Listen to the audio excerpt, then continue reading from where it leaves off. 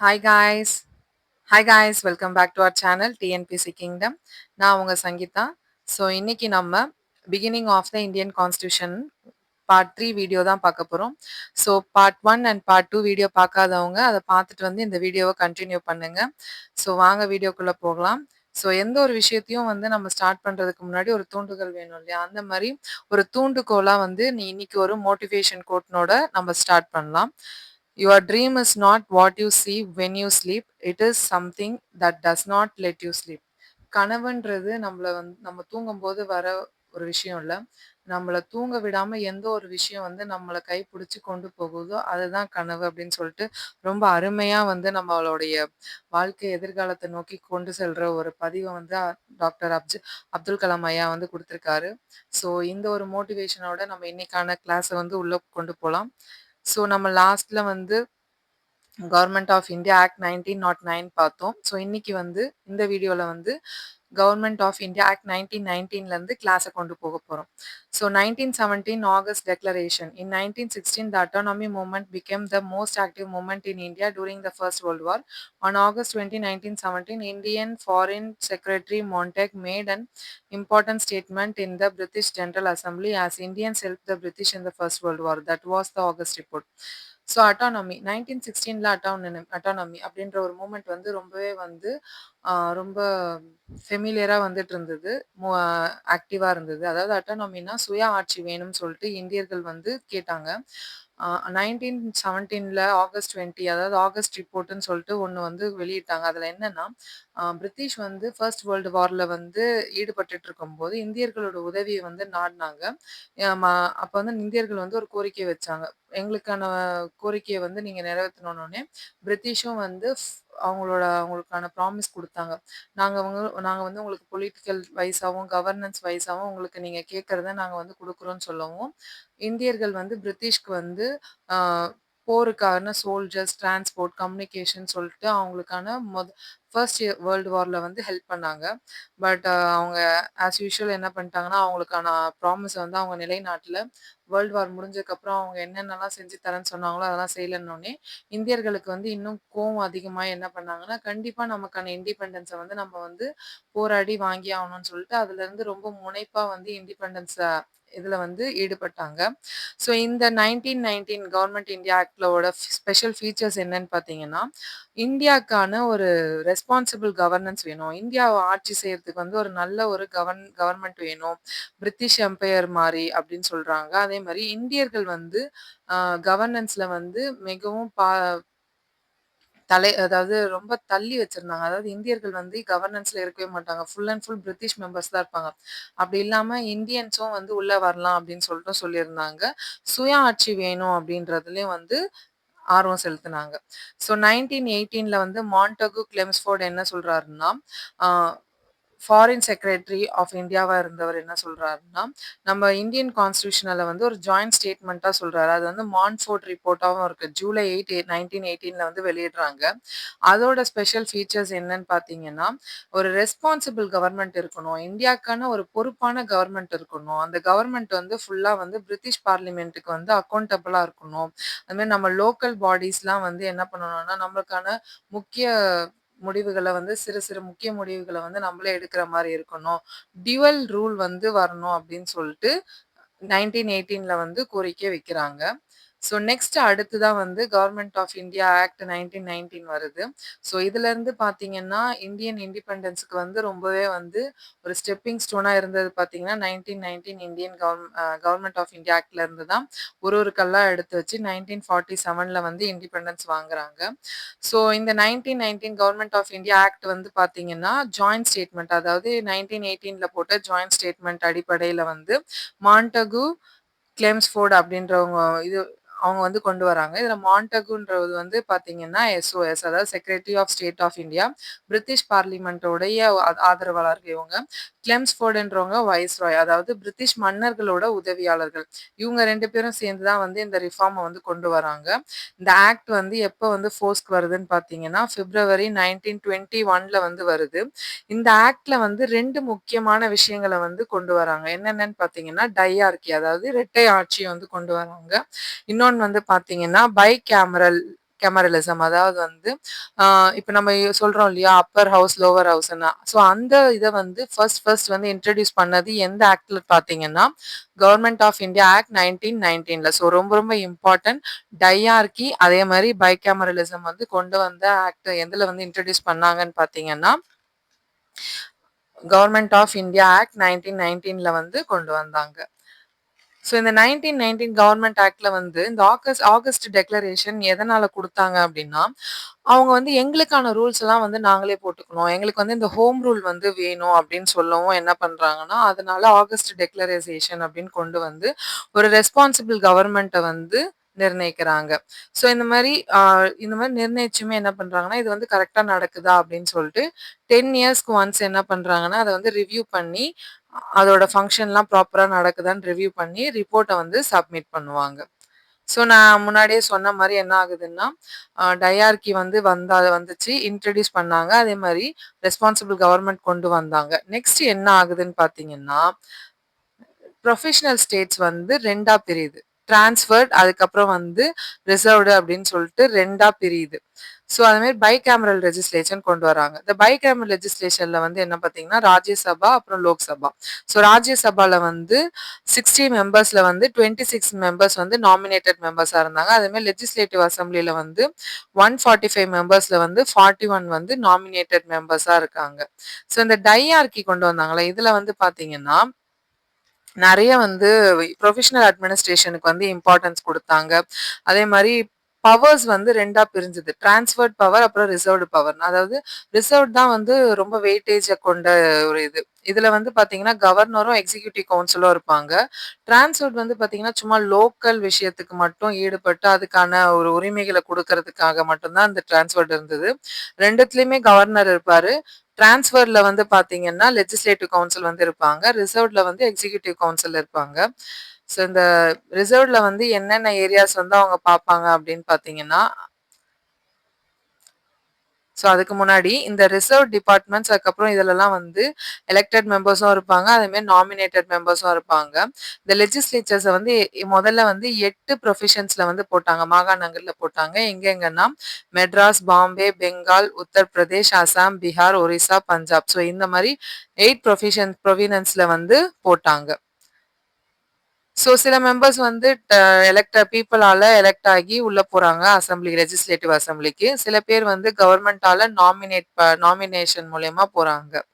So ஒரு professional legislature வந்து பார்த்தீங்கன்னா, 3 வருஷம் வந்து ஃபங்ஷன்ல இருக்கும். ஸோ பாருங்க இங்க ரிசர்வ்டு டிபார்ட்மெண்ட் ஃபுல்லா வந்து பிரிட்டிஷ்காரங்க தான் இருப்பாங்க. ட்ரான்ஸ்ஃபர்ட் டிபார்ட்மெண்ட் வந்து இந்தியன்ஸ் இருப்பாங்க. இந்த ரிசர்வ்டு சப்ஜெக்ட்ஸ் வந்து எதெல்லாம் வந்து பார்ப்பாங்கன்னு பார்த்தீங்கன்னா, இவங்க வந்து மோஸ்ட் ஆஃப் த அட்மினிஸ்ட்ரேஷன பார்த்துக்குவாங்க. லேண்ட் சம்மந்தப்பட்டது, அப்புறம் ரெவென்யூ சம்மந்தப்பட்டது, அதுக்கப்புறம் வந்து டாக்ஸு இதெல்லாம் வந்து இவங்க தான் பார்த்துக்குவாங்க. ஜுடிஷியரி, ஃபினான்ஸு இது மாரி டிஃபென்ஸ், பிரஸ் எல்லாமே மோஸ்ட் வெயிட்டேஜான பொசிஷன்ஸ்லாம் வந்து இவங்க எடுத்துக்கிட்டாங்க பிரிட்டிஷ்காரங்க. இந்த டிரான்ஸ்ஃபர்ட் சப்ஜெக்ட்ன்ற ஒரு விஷயத்த வந்து என்ன பண்றாங்கன்னா, இந்தியன்ஸ்க்கு குடுத்துட்டாங்க. இது வந்து லோக்கல் டிசிஷன் மேக்கிங் சம்மந்தப்பட்டது. இதுல வந்து இந்த education, public works, local government, health, sanitation, agriculture இந்த மாரி சின்ன சின்ன லோக்கல் விஷயத்துல வந்து டிரான்ஸ்ஃபர் டிபார்ட்மெண்ட்ல போட்டு அவங்க வந்து இந்தியர்கள வந்து பார்த்துக்க சொல்லி விட்டாங்க. ஸோ அதே மாரி next very very important election commission. So very very important election கமிஷன்ற ஒரு விஷயம் வந்து கவர்ன்மெண்ட் ஆஃப் இந்தியா ஆக்ட் 1919 இருக்கும்போது தான் வந்து கொண்டு வராங்க. ஸோ இதன் அடிப்படையில வந்து ஃபர்ஸ்ட் டைம் வந்து டைரக்ட் எலெக்ஷன் வந்து இன்ட்ரோடியூஸ் ஆகுது. ஸோ இதன் மூலியமா வந்து ரைட் டூ ஓட்டும் வந்து குடுக்குறாங்க. பட் வந்து இப்ப நம்ம எப்படி எல்லாரும் வந்து 18 வயசு ஆனதுக்கு அப்புறம் ஓட்டு போடுறோமோ, அப்ப வந்து அந்த எலெக்ஷன் கமிஷன் வந்து செட்டப் பண்ண உடனே எல்லாரும் வந்து ஓட்டு போடலாம் அப்படின்னு சொல்லிட்டுலாம் வரல. அப்பயும் வந்து ஒரு சின்ன இது வைக்கிறாங்க. என்னன்னு பார்த்தீங்கன்னா, 3 கேட்டகரியா வைக்கிறாங்க. எஜுகேஷன் வைஸ்ல நெறைய படிச்சிருக்கவங்க, அதே மாரி ஹை டாக்ஸ் பே பண்றவங்க, அதே மாரி ப்ராப்பர்ட்டி நெறைய வச்சிருக்கவங்க. இந்த 3 கேட்டகரில வந்து வரவங்க 3த்துல எதனா ஒரு கேட்டகரில வரவங்க தான் வந்து வோட் பண்ணலாம் அப்படின்னு சொல்லிட்டு ஒரு செக்லிஸ்ட் மாரி வைக்கிறாங்க. So very very important election commission வந்து கவர்ன்மெண்ட் ஆஃப் இந்தியா ஆக்ட் 1919 இருக்கும்போது கொண்டு வராங்க. Next budget. ஸோ ஆல்ரெடி பட்ஜெட்ன்ற ஒரு விஷயம் வந்து நமக்கு கவுன்சில் ஆக்ட் இருக்கும்போதே கொண்டு வந்தாலும், அந்த பட்ஜெட் வந்து ஒரு காமன் பட்ஜெட்டா தான் இருந்தது. ஸோ அத மாத்தி என்ன பண்றாங்கன்னா, பட்ஜெட்ட வந்து பிரிக்கிறாங்க. சென்ட்ரல் பட்ஜெட், ஸ்டேட் பட்ஜெட் அப்படின்னு சொல்லிட்டு 2ஆ பிரிக்கிறாங்க. 2 சென்ட்ரல் பட்ஜெட்ல இருந்து ப்ரொஃபஷனல் பட்ஜெட் அதாவது ஸ்டேட் பட்ஜெட்ட வந்து தனியா பிரிச்சு கொண்டு வராங்க. So next, Public Service Commissioner Commission. The Staff Selection Commission was established by this act. The Public Service Commission (PSE) was set up on October 1, 1926 to recruit civil servants. So வந்து first time வந்து Public Service Commission அதாவது Staff Selection Commissionம் வந்து set up establish ஆனது எப்பன்னு பார்த்தீங்கன்னா government of India act 1919ல தான். So நான் already சொன்ன மாரி 1919ல வந்து நெறைய வந்து ஒரு ஸ்டெப்பிங் ஸ்டோன்ஸ் வந்து வச்சிருந்தாங்க இண்டிபெண்டன்ஸ நோக்கி. என்னதான் அதுக்கு முன்னாடி நெறைய கவுன்சில் ஆக்ட்ஸ், அதுக்கப்புறம் இண்டிபெண்டன்ஸ் ஆக்ட்ஸ் நெறைய வந்திருந்தாலும், 1919ல இருந்து நெறைய மாற்றங்களை எதிர்நோக்கி நெறைய வந்து சட்டங்கள வந்து வகுத்திருந்தாங்க. அதுல ஒண்ணு தான் வந்து பப்ளிக் சர்வீஸ் கமிஷன். இது வந்து 1919 கவர்மெண்ட் ஆஃப் இந்தியா ஆக்ட்ல வந்து உள்ள வந்தது. இத வந்து செட்டப் பண்ணது எப்பன்னு பார்த்தீங்கன்னா, அக்டோபர் 1, 1926ல வந்து செட் பண்றாங்க. சிவில் சர்வன்ட்ஸ வந்து எடுக்கிறதுக்கு. So first staff selection commission வந்து மெட்ராஸ் பிரசிடென்சில வந்து 1924ல வந்து செட் பண்றாங்க. ஸோ அது மாரி செட் பண்ணதுக்கு அப்புறம் என்ன ஆகுதுன்னா 1909ல வந்து முஸ்லிம்க்குன்னு தனியா செப்பரேட் எலக்டரேட் குடுத்தாங்க இல்லையா? ஸோ அதே மாரி இந்த கவர்மெண்ட் ஆஃப் இந்தியா ஆக்ட் 1919ல என்ன பண்றாங்கன்னா, சிக்கிம், கிறிஸ்டியன், அப்புறம் ஆங்கிலோ இண்டியன்ஸ், அதுக்கப்புறம் யூரோப்பியன்ஸ்க்குலாம் என்ன பண்றாங்கன்னா, ஒரு கம்யூனல் ரெப்ரசன்டேஷன் மூலியமா அவங்களுக்கான ஒரு செப்பரேட் எலக்டரேட் வந்து குடுக்குறாங்க. 1935லயுமே வந்து அத குடுக்குறாங்க. நெக்ஸ்ட் அதே மாரி என்ன ஆகுதுன்னா, மேரேஜ் அட்மினிஸ்ட்ரேஷன் இதுலலாம் வந்து பார்த்தீங்கன்னா, அவங்கள இந்தியன் செக்ரட்டரி ஆஃப் ஸ்டேட்டோடைய கண்ட்ரோல் வந்து என்ன ஆகுதுன்னா, தளர்த்தப்படுது. அது மாரி பிரிட்டிஷ் ஆஃபீசர்ஸ் வெளிநாட்டு தூதர்கள், அப்புறம் அவங்களுக்கான அசிஸ்டன்ட்ஸ்க்கான சேலரீஸ்லாம் வந்து முன்னாடி வந்து இருந்த council act charter act of 1793 படி என்ன ஆகுதுன்னா, இந்திய நெ இந்தியன் ஃபண்ட்ஸ்ல இருந்து தான் இந்தியன் ரெவென்யூல இருந்து தான் என்ன பண்றாங்கன்னா, அவங்களுக்கான சேலரீஸ வந்து குடுக்குறாங்க. High commissioner to India. So high கமிஷனர்ன்ற ஒரு விஷயமும் வந்து 1919 இதுல தான் வந்திருக்கு. லண்டன்ல வந்து India high commissioner to India was appointed in London. So லண்டன்ல வந்து இந்தியாக்கான ஒரு ஹை கமிஷனர் வந்து அப்பாயிண்ட் ஆகுறாங்க. ஸோ ஃபர்ஸ்ட் ஹை கமிஷனர் வந்து Sir William Stevenson Meyer. So இந்தியாவோட ஃபர்ஸ்ட் ஹை கமிஷனர் வந்து யாருன்னு பார்த்தீங்கன்னா, ததீபா மர்வாஜி தலால். ஸோ இவங்க வந்து 1919ல வந்து நெறைய ஃபைட்டர்ஸ்லாம் வந்து ஃபர்ஸ்ட் வேர்ல்டு வார்ல வந்து ஹெல்ப் பண்ணா வந்து நமக்கான கோரிக்கைகளை நிறைவேத்தி தரேன்னு சொல்லிட்டு அதை ஏமாத்துனாங்க இல்லையா பிரிட்டிஷ்காரங்க. அது சம்பந்தமா என்ன பண்றாங்க, அவங்களோட கருத்துக்களை எடுத்து வைக்கிறாங்க. Very very very important, note பண்ணிக்கோங்க. இந்த இந்த இதெல்லாம் குடுத்துட்டு கூற்று யார் சொன்னது அப்படின்னு சொல்லிட்டு கேட்பாங்க. இந்த லைன் வந்து யாரால சொல்லப்பட்டது அப்படின்னு சொல்லிட்டு கேட்பாங்க. Very very important. The Congress was strongly opposed to dual rule. The Congress also said that the law was disappointing. He asked for bread and got a stone. இது வந்து சொன்னது Gandhiji, Mahatma Gandhiji. Government of India Act 1919, the act of benevolence on the part of the British. It is not of value to the Indians to accept them. Annie Besant சொல்றாங்க. 1919, the new era in the history of India. B.M. Sharma சொல்றாங்க. So very very important, note பண்ணிக்கோங்க. Next progressive development of enactments. So என்னதான் வந்து சட்டதிட்டங்களை போட்டாலும் அது கரெக்டா நடக்குதா இல்லையான்னு சொல்லிட்டு ஒரு செக் செக் பண்ணணும் இல்லையா? அந்த மாதிரி செக் பண்றதுக்கு அந்த ப்ராக்ரஸை வந்து செக் பண்றதுக்கு தான் வந்து என்ன பண்றாங்கன்னா, சைமன் கமிஷன் சொல்லிட்டு 1927ல வந்து ஒரு 7 பேரை கொண்ட குழுவை வந்து அமைக்கிறாங்க. யாரோட தலைமையிலன்னு பார்த்தீங்கன்னா, சேர்மன் ஆஃப் சர் ஜான் சைமன்ற தலைமையில வந்து 7 பேர் கொண்ட குழுவை வந்து அமைக்கிறாங்க. இந்த மாதிரி ஒரு குழு அமைச்சு ரிவ்யூ பண்ணணும்னு சொல்லிட்டு சொன்னது யாருன்னு பார்த்தீங்கன்னா, நவம்பர் 26, 1927ல வந்து மாண்டகு வந்து ரிவ்யூ பண்ண சொல்லி சொல்றாங்க. அதாவது மாண்டகு வந்து கிளெமன்ஸ் ஃபோர்ட் ரிஃபார்மை வந்து ரிவ்யூ பண்ண சொல்லி சொல்றாங்க. பட் இந்தியர்களுக்கு வந்து இதுல வந்து பெரிய ஏமாற்றம் அடைஞ்சாங்க. ஏன்னா வந்து இதுல வந்து ஃபுல் அண்ட் ஃபுல் வந்து பிரிட்டிஷ்காரங்க தான் வந்து இது கரெக்டா நடக்குதா இல்லையான்னு சொல்லிட்டு பார்க்கணும்னு சொல்லிட்டு போடுறாங்க.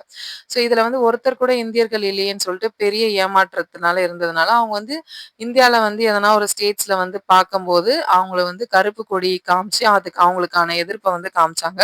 பட் ஈவன் ஆனாலும் என்ன பண்ணாங்க, அவங்க வந்து சார் ஜான் சைமன் வந்து இந்தியால ஆல் ஓவர் இந்தியா வந்து டூர் பண்ணி ஃபைனல் ரிப்போர்ட்டை வந்து மே 1913ல வந்து குடுக்குறாங்க. அந்த ரிப்போர்ட்ல என்ன குடுக்குறாங்கன்னா, டுவல் கவர்னமெண்ட்ஸ் வந்து வேண்டாம். மாகாணங்கள்ல, ப்ரொஃபஷன்ஸ்ல வந்து அது வேண்டாம். அது மாரி ப்ரொஃபஷன்ஸ்க்கு வந்து சுய ஆட்சி குடுத்துருங்க அப்படின்னு சொல்லிட்டு சொல்றாங்க. அதே மாரி முக்கியமா இன்னொன்னு என்ன சொல்றாங்கன்னா, பர்மா வந்து இந்தியா பர்மா வந்து இந்தியால இருந்து பிரியணும். தனியா பிரியணும், செப்பரேட் ஆகணும் அப்படின்னு சொல்லிட்டு சொல்றாங்க. ஸோ வெரி வெரி இம்பார்ட்டன்ட் இதுவும். Burma should be separated from India அப்படின்னு சொல்லிட்டு எந்த ஆக்ட்ல கொண்டு வராங்க அப்படின்னு பார்த்தீங்கன்னா, கவர்மெண்ட் ஆஃப் இந்தியா ஆக்ட் 1919ல under the Simon Commission of 1927ல சேர்மன் சார் ஜான் சைமன் வந்து ஒரு ரிவ்யூ குடுக்குறாரு இல்லையா? அந்த ரிவ்யூல வந்து பர்மா வந்து இந்தியால இருந்து பிரிக்கப்படணும் அப்படின்னு சொல்லிட்டு சொல்றாங்க. அதே மாரி ஸ்டேட்ஸ்க்குலாம் வந்து ஒரு ரெஸ்பான்சிபிள் கவர்ன்மெண்ட் வந்து கொண்டு வரணும். அதே மாரி கம்யூனல் ரெப்ரசன்டேஷன் ஆல்ரெடி இருக்கிறது வந்து அப்படியே கன்டின்யூ ஆகலாம் அப்படின்னு சொல்லிட்டு ரிப்போர்ட் குடுக்குறாங்க. ஸோ இதன் அடிப்படையில அடுத்து வர கவர்மெண்ட் ஆஃப் இந்தியா ஆக்ட் 1935 வந்து ரொம்ப ரொம்ப ரொம்ப ரொம்ப இம்பார்ட்டன்ட். ரொம்ப பெரிய மாற்றத்த வந்து குடுத்ததுன்னே சொல்லலாம். இப்ப நம்ம நடைமுறையில இருக்க ஆட்சி முறையில இருக்க இதெல்லாம் வந்து நெறைய வந்து பார்த்தீங்கன்னா, இந்த கவர்மெண்ட் ஆஃப் இந்தியா ஆக்ட் 1935ல இருந்து காப்பி பேஸ்ட் பண்ணது தான் நெறைய. ஸோ இப்ப நம்ப வந்து அத வந்து கொஞ்சம் பார்க்கலாம். ரொம்ப ரொம்ப இம்பார்ட்டன்ட் பார்த்துக்கோங்க. இதுலருந்து கண்டிப்பா கொஸ்டின்ஸ் வரும். இந்த கவர்மெண்ட் ஆஃப் இந்தியா ஆக்ட் 1935ல வந்து பார்த்தீங்கன்னா, லண்டன்ல 3 ரவுண்ட் டேபிள் கான்ஃபரன்ஸ் வந்து செட்டப் பண்ணி சைமன் கமிட்டில குடுத்த ரிப்போர்ட்ஸ வச்சு என்ன பண்றாங்கன்னா, டிஸ்கஸ் பண்றாங்க. அதே மாரி பிரிட்டிஷ் பார்லிமென்ட் என்ன பண்றாங்கன்னா, ஒயிட் பேப்பர வச்சு இது பண்றாங்க. 1933ல வந்து ஒரு ரவுண்ட் டேபிள் கான்ஃபரன்ஸ் வந்து லார்ட் வெல்லிங்டன் மூலியமா வந்து பாக்குறாங்க. ஸோ இந்த 2 ரிப்போர்ட் அதாவது சைமன் கமிட்டி ரிப்போர்ட் வந்து 1930ல குடுக்குறாங்க. அதே மாரி ஒயிட் ரிப்போர்ட் வந்து 1933ல குடுக்குறாங்க. இந்த 2 ரிப்போர்ட்டையும் வச்சு என்ன பண்றாங்கன்னா, அவங்க வந்து ஒரு ரிசல்ட்டுக்கு வந்து வராங்க. ஸோ இதுதான் வந்து கவர்மெண்ட் ஆஃப் இந்தியா ஆக்ட் 1935 வந்து என்னன்னா, second milestone in the formation of responsible government under the Indian constitution. So ரொம்ப இம்பார்ட்டன்ட் நோட் பண்ணிக்கோங்க. நம்ம இந்தியன் கான்ஸ்டிடியூஷன வந்து ரெஸ்பான்சிபிள் ஃபார்மேஷன் பண்றதுக்கு வந்து ரொம்ப செகண்ட் மைல்ஸ்டோனா இருந்தது எதுன்னு பார்த்தீங்கன்னா, கவர்மெண்ட் ஆஃப் இந்தியா ஆக்ட் 1935 தான். அப்போ ஃபர்ஸ்ட் மைல்ஸ்டோன் எதுன்னு பார்த்தீங்கன்னா, council act of 1861. So note பண்ணிக்கோங்க. Very very important. ஸோ இதுதான் வந்து இது. அதே மாரி டயார்கி வந்து என்ன ஆச்சுன்னா, சென்டருக்கு போயிடுச்சு. டயார்கி வேணான்னு சொல்லியிருந்தாங்க. ஸோ ப்ரொவிஷன்ஸ்ல இருக்க டயார்கி எடுத்துட்டாங்க. சென்ட்ரல் கவர்மெண்ட்டுக்கு வந்து அத குடுத்துட்டாங்க. ஸோ ரிசர்வ் டிபார்ட்மெண்ட்ஸ்ல ஆஸ் யூசுவல் என்ன ஆகுதுன்னா, பிரிட்டிஷர்ஸ் இருக்காங்க. ட்ரான்ஸ்ஃபர் டிபார்ட்மெண்ட்ஸ்ல இந்தியன்ஸ் இருக்காங்க. இப்ப நம்ம எப்படி லிஸ்ட்லாம் யூஸ் பண்றோம் இல்லையா? State list, concurrent list, centre லிஸ்ட்ன்னு. அதே மாரி அப்பவே வந்து இந்த லிஸ்ட்லாம் இன்ட்ரோடியூஸ் பண்ணது எப்பன்னு பார்த்தீங்கன்னா, கவர்மெண்ட் ஆஃப் இந்தியா ஆக்ட் 1935ல. ஸோ அப்ப வந்து சென்ட்ரல் லிஸ்ட்ல 59 டிபார்ட்மெண்ட்ஸ், ஸ்டேட் லிஸ்ட்ல 54 டிபார்ட்மெண்ட்ஸ், ஜெனரல் லிஸ்ட்ல வந்து 39 டிபார்ட்மெண்ட்ஸ் வந்து இருந்தது. ஸோ இதோட இப்ப நம்ம சொன்னோம் இல்லையா, இது வந்து பெரிய பங்களிப்பு குடுத்ததுன்னு. அதுதான் இது. இப்ப நம்ம யூஸ் பண்ற ஆர்டிகல்ஸ், பெரம்பல், ஷெட்யூல்லாம் இப்ப நம்ம யூஸ் பண்றோம் இல்லையா, இதோட ஃபர்ஸ்ட் ஃபவுண்டேஷன் எங்க இருந்ததுன்னு பார்த்தீங்கன்னா, 1935 கவர்மெண்ட் ஆஃப் ஆக்ட்ல தான் இருந்தது. அப்ப வந்து இந்த ஆக்ட்ல வந்து 321 செக்ஷன்ஸும் 10 டேபிள்ஸும் இருந்தது. டயார்கிய வந்து அபாலிஷ் பண்ணாங்க. எங்கன்னு பார்த்தீங்கன்னா, ப்ரொவினன்ஸ்ல அதாவது மாகாணங்கள்ல வந்து அபாலிஷ் பண்ணாங்க. ப்ரொஃபஷனுக்கு வந்து அட்டானமி குடுக்கணும் அப்படின்னு சொல்லிட்டு குடுத்தாங்க. அதாவது சுய ஆட்சி இருக்கணும் அப்படின்னு சொல்லிட்டு 1937ல வந்து குடுத்தாங்க. ஸோ அவங்க குடுத்ததுக்கு அப்புறமா வந்து எலக்ஷன் வந்து நடந்தது. General election first time. அந்த ஜெனரல் எலக்ஷன்ல வந்து ராஜாஜி வந்து தலைவரா வந்து தேர்ந்தெடுக்கப்பட்டாரு. பட் ஆனா என்ன பண்றாங்க, இந்த டையார்கிய வந்து சென்ட்ரல் கவர்மெண்ட்ல வந்து இன்ட்ரோடியூஸ் பண்ணிட்டாங்க. ஸோ ஃபெடரேஷன்றத வந்து கொண்டு வந்தாங்க. ஆல் இந்தியா ஃபெடரேஷன் கொண்டு வந்தாங்க. இந்த ஃபெடரேஷன்ற வார்த்தைய நம்ம வேற எங்கேயுமே பார்க்க முடியாது. இந்த 1935ல வந்து இருக்கும். அதாவது வந்து ப்ரொவிஷன்ஸ் அப்புறம் பிரின்ஸ்லி ஸ்டேட்ஸ் 2 பேருக்குமே வந்து பொதுவான சட்ட திட்டங்கள வகுத்து 2 பேரும் வழிநடத்தி செல்றதுக்காக ஃபெடரேஷன் வந்து கொண்டு வந்திருந்தாங்க. ஸோ 1937ல வந்து எலக்ஷன் நடந்து ராஜாஜி வந்து தலைவரா வந்து தேர்ந்தெடுக்கப்பட்டாரு. சென்ட்ரல் கவர்மெண்ட்டுக்கான பவர் வந்து என்ன ஆகுதுன்னா பிரிக்கப்படுது. 3ஆ வந்து பிரிக்கப்படுது. அதாவது முன்னாடி வந்து ஆ சில கேட்டகரீஸ்க்கு வந்து ஓட் குடுத்தாங்க இல்லையா? அத வந்து இன்னும் என்ன பண்றாங்கன்னா, செப்பரேட் எலக்டரேட் யார் யாருக்கு குடுக்குறாங்கன்னா, பேக்வர்ட் கிளாஸஸ்ல இருக்கவங்க, ஷெட்யூல் காஸ்ட்ல இருக்கவங்க, வுமன்ஸ்க்குலாம் வந்து ஒரு கம்யூனல் ரெப்ரசன்டேஷன் வந்து குடுக்குறாங்க. முன்னாடி வந்து ஹை டாக்ஸ் பேயர்ஸ் அதுக்கப்புறம் வந்து படிச்சவங்க, அதுக்கப்புறம் ப்ராப்பர்ட்டி நெறைய வச்சிருக்கவங்க தான் ஓட் போடணும்னு சொல்லியிருந்தாங்களே, அத கொஞ்சம் மாத்தி என்ன பண்றாங்கன்னா, 10% வந்து ஓட்டுரிமை குடுக்குறாங்க. டோட்டல் பாப்புலேஷன்ல வந்து ஒரு 10% பேர் வந்து ஓட்டு போடலாம் அப்படின்னு சொல்லிட்டு வாக்குரிமை குடுக்குறாங்க.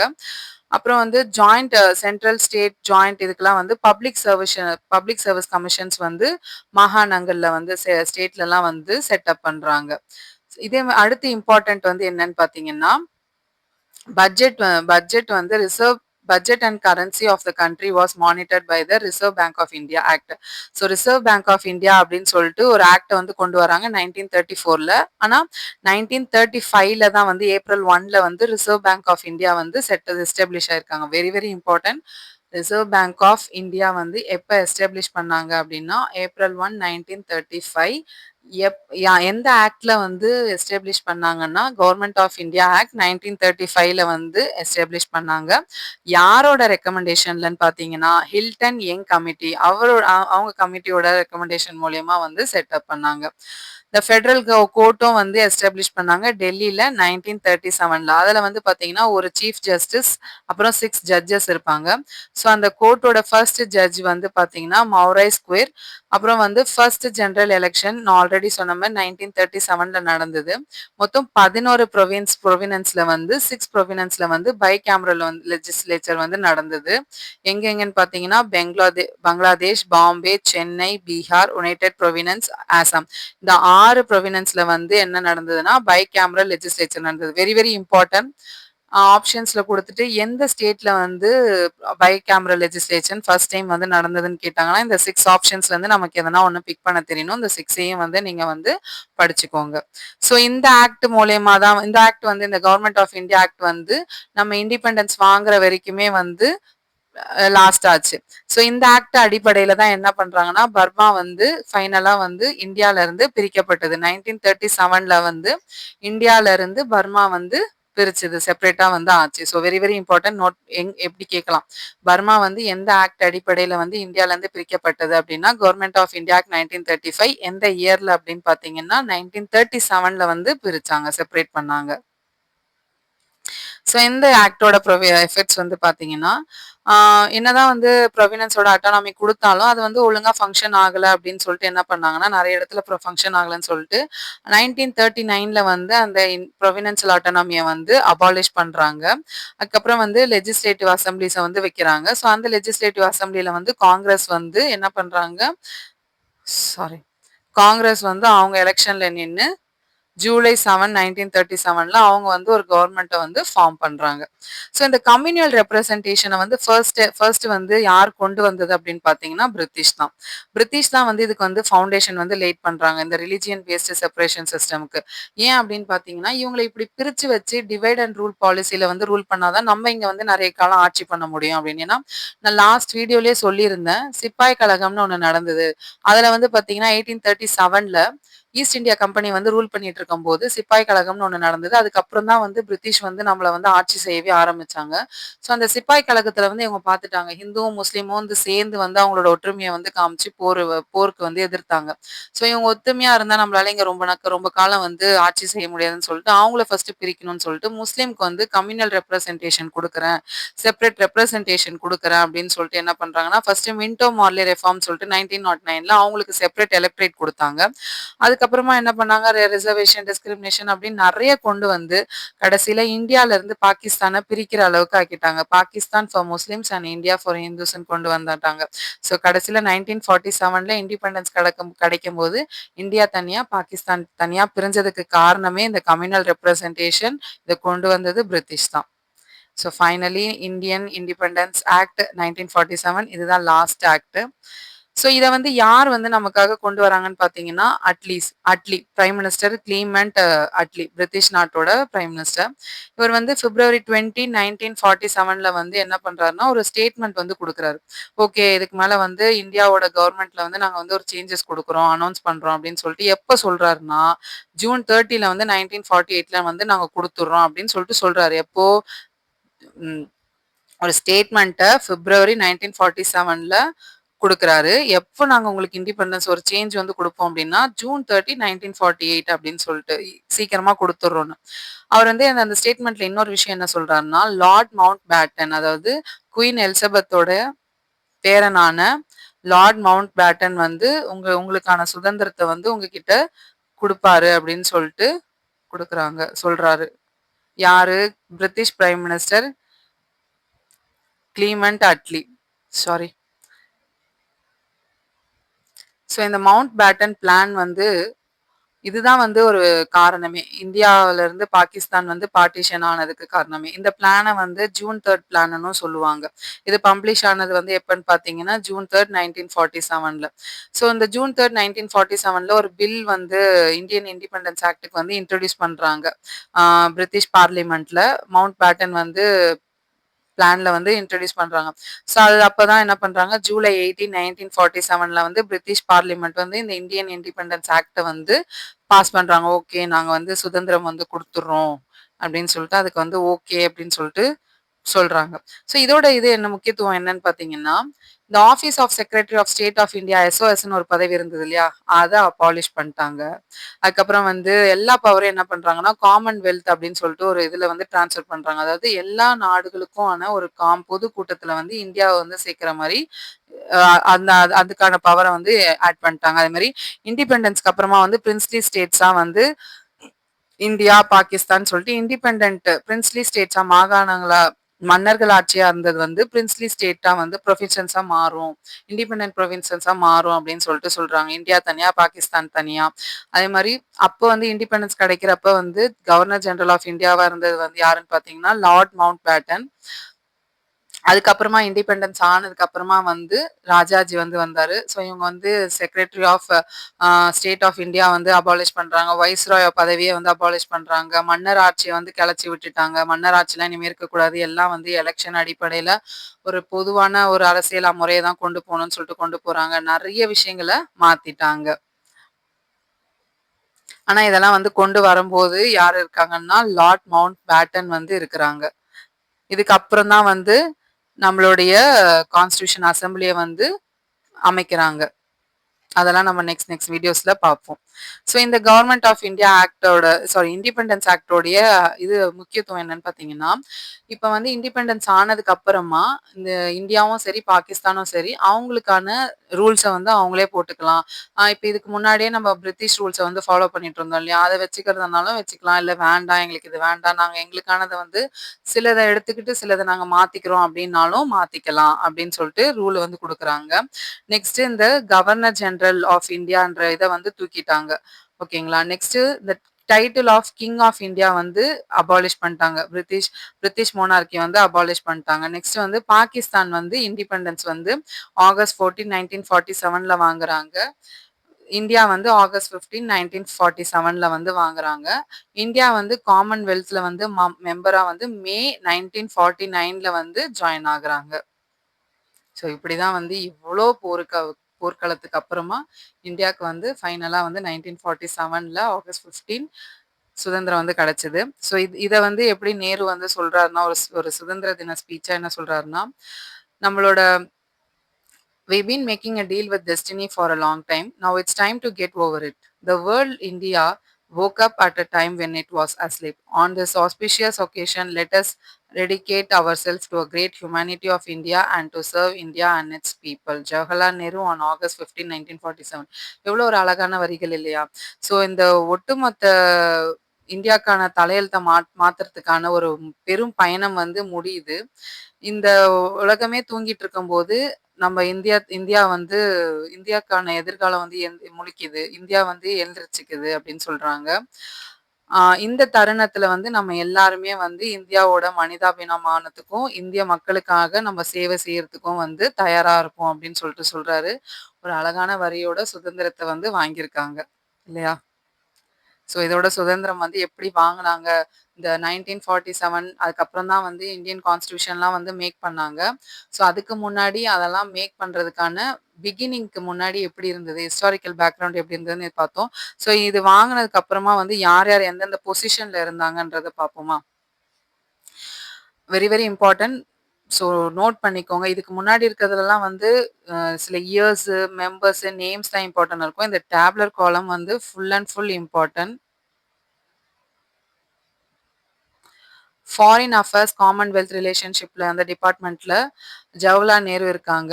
இண்டிபெண்டன்ட் ஆனதுக்கு அப்புறமா வந்து ஃபர்ஸ்ட் கேபினெட்ல வந்து ஜவஹர்லால் நேரு இருக்காங்க. நியூ சயின்டிஃபிக் ரிசர்ச்ல டிபார்ட்மெண்ட்லயும் இருக்காங்க. ஹோம் அண்ட் போட்காஸ்டிங்ல வந்து சர்தார் வல்லபாய் பட்டேல்.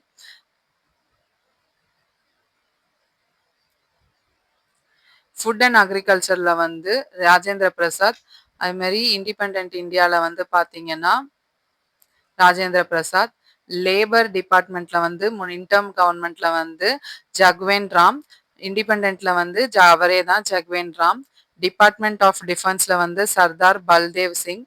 இண்டிபெண்டன்ட் இந்தியால வந்து அவரே தான் சர்தார் பல்தேவ் சிங். ஃபினான்ஸ் டிபார்ட்மெண்ட்ல வந்து லேக்வத் அலி கான் இருக்காரு. இண்டிபெண்டன்ட் ஆனதுக்கு அப்புறம் வந்து ஆர்.கே. சண்முகம் செட்டியார் வந்து இருக்காரு. மைனிங் அண்ட் எலக்ட்ரிசிட்டில வந்து இன்டர்ம் கவர்மெண்ட்ல வந்து சி.ஹெச். பாபா இருக்காங்க. இண்டிபெண்டன்ட் ஆனதுக்கு அப்புறமா ஏ.என். காட்கில் இருக்காங்க. எஜுகேஷன் அண்ட் கல்ச்சர்ல வந்து பார்த்தீங்கன்னா, ராஜாஜி இருக்காங்க. இண்டிபெண்டன்ட் ஆனதுக்கு அப்புறமா அபுல் கலாம் ஆசாத் இருக்காங்க. டிபார்ட்மெண்ட் ஆஃப் காமர்ஸ்ல வந்து இன்டர்ம் கவர்மெண்ட்ல வந்து சந்திரிகார் இருக்காங்க.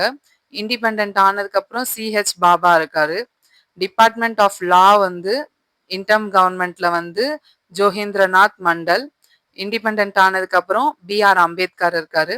டிபார்ட்மெண்ட் ஆஃப் ஹெல்த் வந்து காஷ் நாஃபர் அலி கான். இண்டிபெண்டன்ட் ஆனதுக்கு அப்புறம் Rajkumari Amrit Kaur. Factory and supplies டிபார்ட்மெண்ட்ல இன்டர்ம் கவர்மெண்ட்ல ஜான் மத்தாய். இண்டிபெண்டன்ட் ஆனதுக்கு அப்புறம் வந்து சியாமா பிரசாத் முகர்ஜி.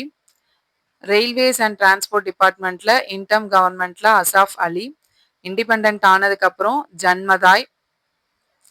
மெயில் அண்ட் ஏர் டிரான்ஸ்போர்ட்ல வந்து பார்த்தீங்கன்னா அபூர் ரப் நிஸ்தார். அதே மாதிரி இண்டிபெண்டன்ட் ஆனதுக்கப்புறம் அதில் யாரும் இல்லை, இவரே இதோட இந்த சர்வீஸை வந்து நிறுத்திட்டாங்க. டிபார்ட்மெண்ட் ஆஃப் கம்யூனிகேஷன் சொல்லிட்டு இண்டிபெண்டன்ட் ஆனதுக்கப்புறமா அதோட தலைவராக வந்து ரஃபி அஹ்மத் கித்வாய் வந்து இருக்காரு. ஸோ நெக்ஸ்ட் நம்ம பார்க்க போகிறது history of Indian civil service exam. So நம்ம இப்போ எடுக்கிற பொது தேர்வுகள்லாம் கவர்மெண்ட் எக்ஸாமுக்கான பொது தேர்வுகள்லாம் வந்து ஃபர்ஸ்ட் டைம் வந்து இந்தியன் சிவில் சர்வீஸ்ன்ற பேரில் தான் வந்தது.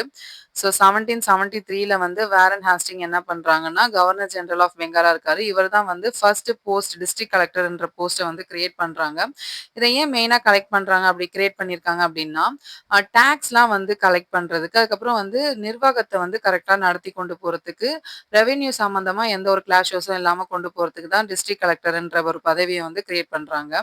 ஸோ இதனோட வெளிப்படையா என்ன பண்றாங்கன்னா, 1853லயும் அப்புறம் 1858லயும் இந்தியன் அட்மினிஸ்ட்ரேஷன் சர்வீஸ்ல வந்து ஒரு சேஞ்ச் வருது. பேசிக் மெரிட்ல படிச்சவங்க வந்து கொஞ்சம் உள்ள வந்தா நல்லா இருக்குமேன்னு சொல்லிட்டு என்ன பண்றாங்க, ஓப்பன் காம்படிட்டிவ் எக்ஸாமினேஷன் வந்து வைக்கிறாங்க.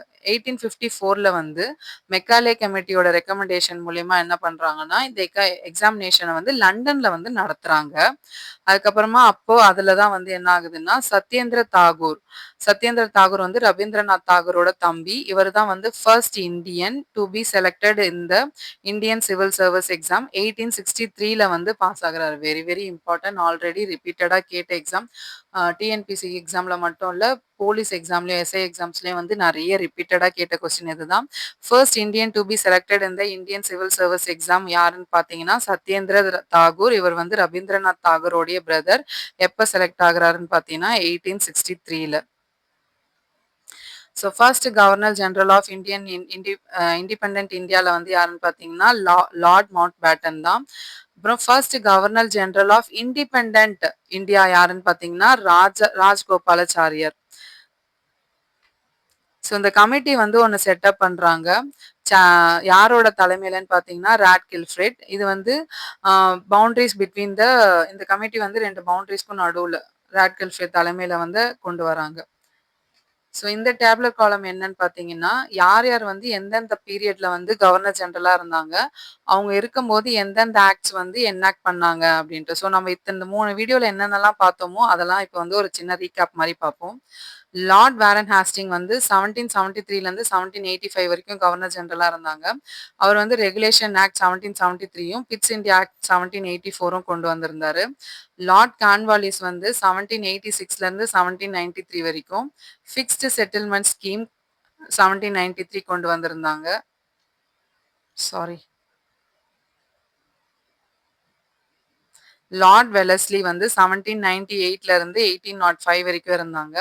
இவர் வந்து சப்சிடரி பிளான்னு சொல்லிட்டு 1798ல கொண்டு வந்தாரு.